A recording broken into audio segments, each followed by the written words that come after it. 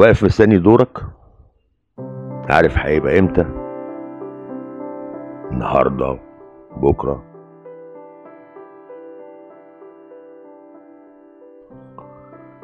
تهت في زحمة وشوش البشر اللي عايشة بتحلم بيوم يعدي. شافت ان الامل في الرضا بس في خطوات ثابتة.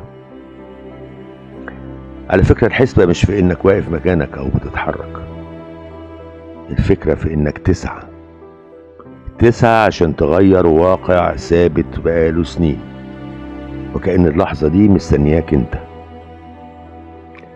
الفرق بينك وبين ناس غيرت العالم مش طفرة في العبقرية، مع ان الزمن مختلف، بس الفرق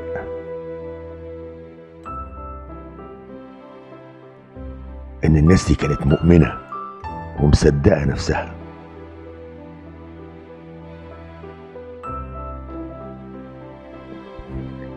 عشان كده لما بتشوف مشاكلك بتحس ان الدنيا وقفت عندها، مع ان كل اللي انت محتاجه انك تصدق انك هتقدر وتسبق وتكون نقطة البداية اللي هيكمل من بعدها غيرك.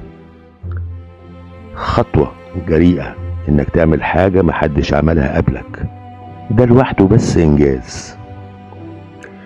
اللي اتهموهم بالجنون دول ما كانوش مركزين في كلام الناس، لان الوقت اللي كانت الناس بتتكلم هم سبقوهم وحطوا النتيجة النهائية. طب وانت؟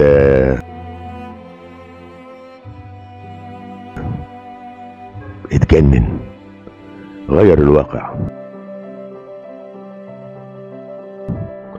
طلع غضبك في ماتش كورة في لحظة روح رياضية تبقى هي أساس التعامل في حياتنا.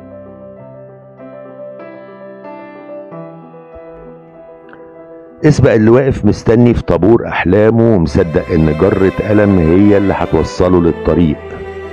شده معاك في خطوتك وارسموا طريق تاني بيتمرد على الوضع.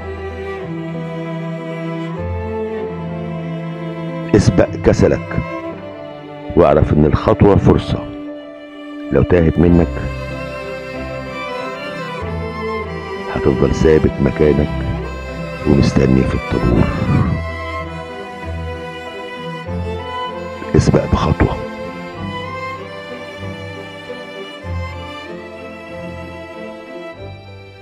Update 14.